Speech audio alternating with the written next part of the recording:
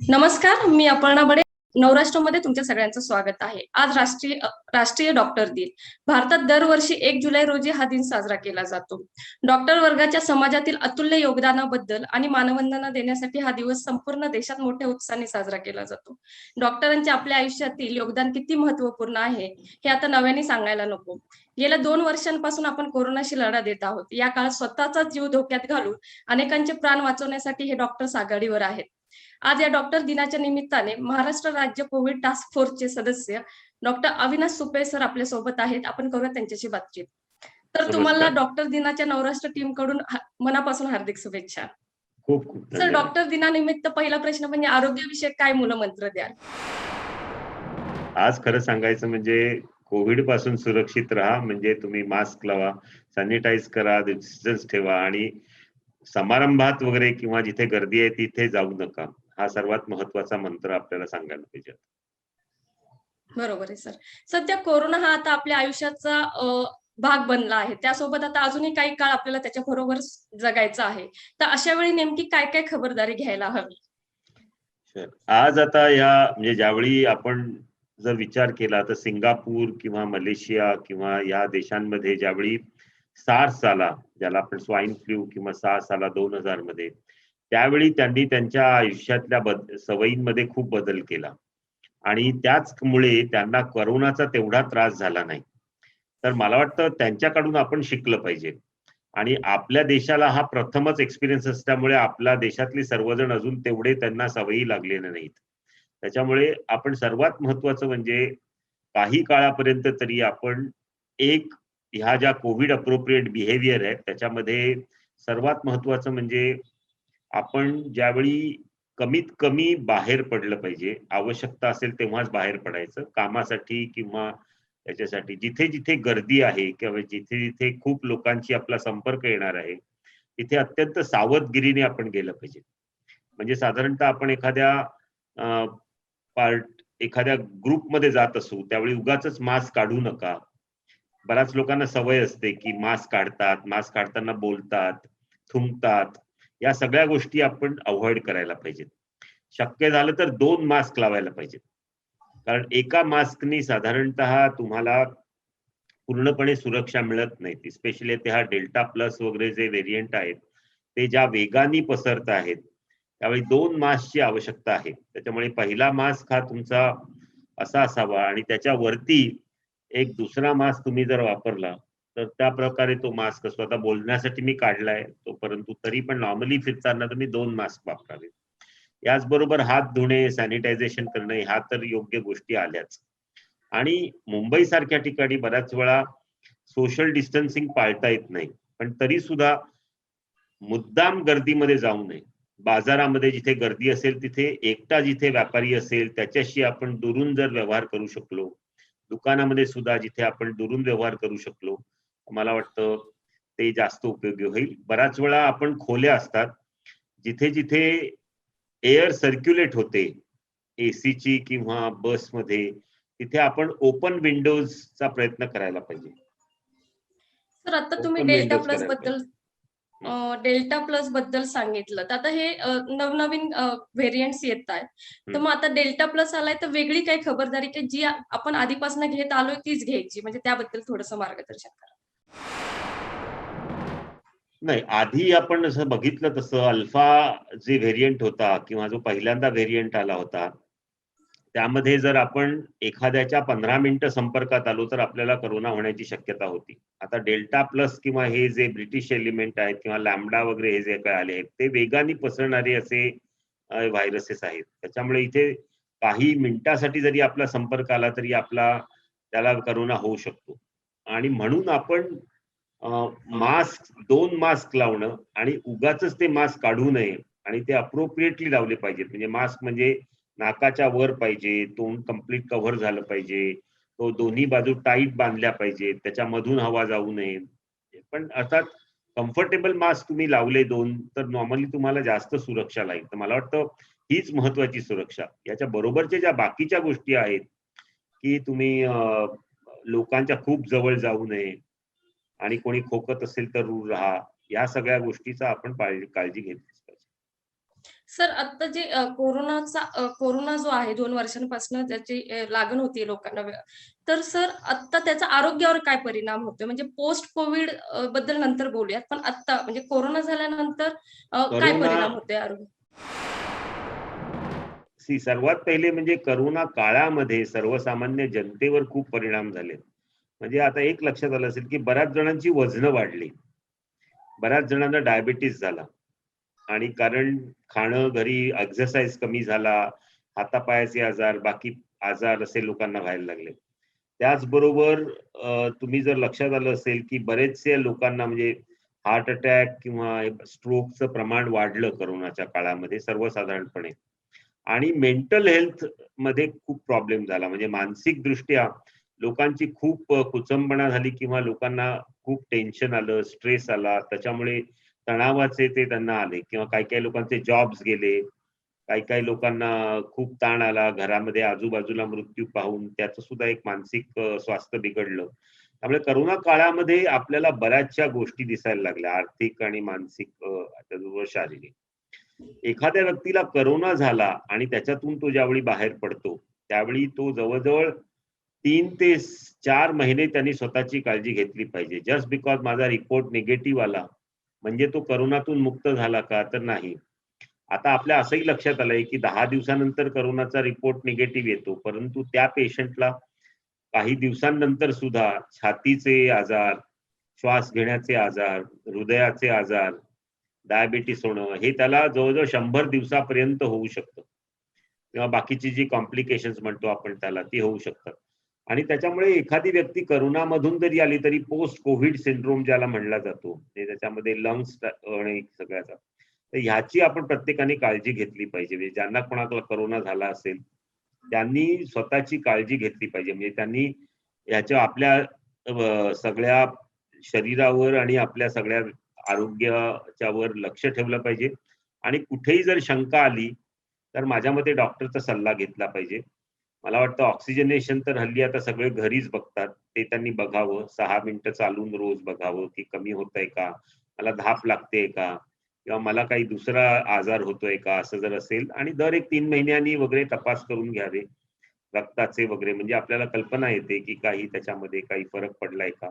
आणि त्या अनुषंगाने मग मात्र आपण त्याची ट्रीटमेंट घेतली पाहिजे. म्हणजे मला वाटतं आरोग्यावर मॉनिटरिंग ज्याला म्हणतो आपण, ते आपण करायला पाहिजे. कदाचित तुमच्या आजूबाजूचा फॅमिली फिजिशियन असेल किंवा कोणी नर्स असेल किंवा तुम्ही त्याच्याबरोबर तुम्ही स्वतःची काळजी म्हणजे सेल्फ डिसिप्लिन प्लस मॉनिटरिंग मला वाटतं हे 2 महत्त्वाचे मुद्दे आपण बघायला पाहिजे. सर आता तुम्ही मानसिक आरोग्याबद्दलही बोललात, तर ते कसं सांभाळायचं? या काळामध्ये मानसिक आरोग्य कसे सांभाळायचे?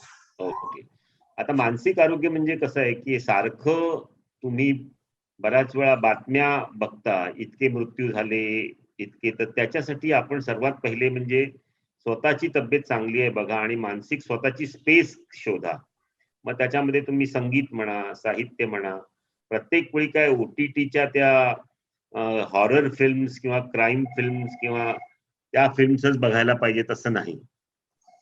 त्याच्यामुळे नक्कीच. आपण मला वाटतं त्याच्यामध्ये आपण थोडंसं स्वतः एक अ, बघायला पाहिजे, की मी ओके शांत क्लासिकल म्युझिक वाजतोय का? मी स्वतः बरोबर वेळ घालवतोय का?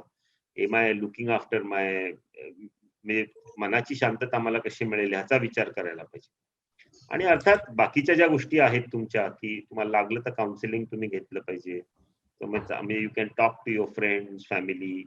पण ओव्हरऑल तुम्ही तेवढं जर शांतपणे ओव्हरऑल स्ट्रेस कमी घेतलात, तर मला वाटतं मानसिक ताण तेवढा पडणार नाही. सर आता दुसरी लाट काही प्रमाणात ओसरल्याचं चित्र आहे सगळीकडे. तर निर्बंध शिथिल करण्यात आले बऱ्यापैकी. मात्र निर्बंध शिथिल केले की परत रुग्णसंख्या वाढायला लागते. तर मग हे निर्बंध शिथिल करण्याबाबत तुमचं काय मत आहे? करायला हवेत की नाही? करंटली माझ्या मते आपण निर्बंध जे शिथिल केलेले आहेत आणि थोडेसे ठेवले आहेत ते योग्य आहे माझ्या मते. आता काय पूर्ण निर्बंध असण्याची काही आवश्यकता नाही. आपण ते पण आपल्याकडे कोरोना नियंत्रणात जरी आला तरी पूर्णपणे गेलेला नाही तो म्हणजे. नक्की. तो अजूनही आहे आणि म्हणून त्या काळामध्ये मला वाटतं, की निर्बंध शिथिल करावेत पण पूर्ण काढू नयेत. म्हणजे स्पेशली जिथे जास्त संपर्क येणार म्हणजे रेल्वे लाईन आहे ती चालू करू नये पूर्णपणे सर्वांसाठी. गर्दीच्या जागा बंद कराव्यात. पार्टी, क्लब्स, जिमखानाज हे बंद करावेत. लग्न नंतर मोठमोठ्या सभा, मोर्चे हे बंद करावं. पण एखादा माणूस संध्याकाळी फिरतो आहे किंवा सकाळी फिरतो आहे, बाजारात जाऊन काहीतरी घेऊन येतो एकटा, तिथे गर्दी नाहीये, ते अलाउ करायला काही हरकत नाही आपण जर त्यांनी मास्क घातला असेल तर. कारण अल्टिमेटली जनजीवनही चाललं पाहिजे. आपल्या लोक आपल्या राज्याचं इव्हन जे आपण म्हणतो फायनान्शियल मॅनेजमेंट, ते आर्थिक सुद्धा आपण नियोजन झालं पाहिजे. त्यामुळे ह्या गोष्टीचा विचार करता सेकंड लाट जरी पूर्णपणे ओसरली नसली तरी निर्बंध थोडे शिथिल करायला हरकत नाही. परंतु ते इतके शिथिल करू नयेत की लोक हवं तसं वागतील. म्हणजे गेल्या वेळची जी आपण चूक झाली लोकांनी केली की लग्न केली किंवा त्यात हजार हजार लोक आले, त्याच्यातून ते मग अमरावती, अकोला सारख्या जिल्ह्यांमधून ते पसरलं. तर मला वाटतं तिथे आपण निर्बंध ते ठेवले पाहिजेत. त्याच्यावर अजूनही काही दिवस निर्बंध ठेवले पाहिजेत. आणि आपण हे जर पाळलं तर हळूहळू मला वाटतं असंच जरी राहिलं तरी ठीक आहे माझ्या मते, पण अजून कमी व्हायला पाहिजे. बाकीच्या राज्यांमध्ये काही ठिकाणी आता दिल्ली, बँगलोर, चेन्नई ते 300च्या खाली नंबर आला, पण मुंबईमध्ये अजूनही 700 आहे. मला वाटतं तो अजून थोडा कमी आला पाहिजे, कारण मुंबईची एक परिस्थिती एक वेगळी आहे. दाटीवाटीने राहणारी जास्त लोक आहेत. बाकीच्या ठिकाणी ते ओपनली राहतात. आपल्या इकडे दाटीवाटीने प्रवास करतात, दाटीवाटीने राहतात, गर्दी असते. म्हणून आपल्या इकडचा थोडा नंबर अजून इतक्या लवकर खाली येत नाही. निश्चित. सर लस घेण्याबाबत काय सांगाल? की सर्वांसाठी लसीकरण बंधनकारक असायला हवं, तुम्हाला काय वाटतं? लस घ्यावी, प्रत्येकाने घ्यावी असं माझं मत आहे. बंधनकारक असावी की नाही हा वेगळा प्रश्न आहे. काही लोकांना कदाचित घ्यायची नसेल. पण जर जास्तीत जास्त लोकांनी लस घेतली तर आपण याचा मृत्यू दर तरी कमी करू शकू. म्हणजे तुला साधं उदाहरण द्यायचं म्हणजे की प्रत्येक रुग्णालयाचा तू आलेख बघितला तर पहिल्या लाटेमध्ये आमच्या इकडे जवळ-जवळ 100हून वर हेल्थ वर्कर्सना म्हणजे आरोग्य व्यक्तींना करोना झाला होता. पण नंतर जानेवारीमध्ये आणि फेब्रुवारीमध्ये ज्यावेळी आमच्याकडे लसीकरण झालं त्यावेळी या दुसऱ्या लाटेमध्ये आमच्याकडे फक्त 4 व्यक्तींना करोना झाला. तर मला वाटतं लसीकरण केल्यामुळे करोनाच्या आपण ती नक्कीच नियंत्रणात आणू शकतो. म्हणजे हे जर आपल्याला नक्की वाटत असेल आपल्याला, म्हणजे असं नाही की होऊ शकत नाही. लोकांना होऊ शकतो लस घेतल्यानंतरही. पण त्याची प्रखरता कमी होते. लोकांना आयसीयू मध्ये जाण्याची आवश्यकता कमी लागते आणि मृत्यूही कमी होतात. त्याच्यामुळे मला वाटतं लस घेणं हे करोना होणार नाही म्हणून असं नाहीये. पण करोना मध्ये आपण नक्कीच नियंत्रणात आणू किंवा त्याची प्रखरता कमी करू म्हणून आपण घेतली पाहिजे आणि मग प्रत्येकाने घेतली पाहिजे. अजूनही मला वाटतं खेडेगावात किंवा स्लम्स मध्ये त्याला आपण व्हॅक्सिन हेजिटन्सी आहे, म्हणजे त्यांनी लस घेऊ नये असं ज्यांना वाटतं असेही खूप लोक आहेत. पण त्यांना आपण कन्व्हिन्स केलं पाहिजे की बाबा अल्टिमेटली हा समूहाचा प्रश्न आहे. सगळ्यातल्या जगात आम्ही सगळ्या लोकांपैकी 70 ते 80% लस घेतली तर आपण हे करोना कंट्रोलमध्ये आणू शकू चांगल्या पद्धतीने. आणि बाकीच्या देशांमध्ये सुद्धा हेच चित्र आपल्याला सापडतंय. म्हणजे आता अमेरिकेसारख्या देशांनी 80% लोकांना जास्तपेक्षा जास्त त्यांनी लसीकरण केलंय आणि त्यांच्या इकडची लोकसंख्या ती करोना संख्या आता कमी व्हायला लागली आहे. काही काही ठिकाणी उद्रेक झालाय परत एकदा बिकॉज ऑफ व्हेरियंट. तरी पण लस घेतल्यामुळे नक्कीच आपण याच्यावर नियंत्रण आणू शकू मला. सर हा लस घेतल्यानंतर पुन्हा कोरोना होण्याची शक्यता किती आहे? कमी आहे. दोन्ही लसचे डोस घेतले आणि 15 दिवस झाले असतील तर तसं 1% खाली तुम्हाला करोना होऊ शकतो. होऊ शकत नाही असं नाही, पण त्याचं प्रमाण खूप कमी होतं. आणि अच्छा. म्हणून लस घ्यावी माझ्या मते. सर शेवटचा प्रश्न, डॉक्टरांच्या आरोग्याबाबत काय सल्ला द्याल?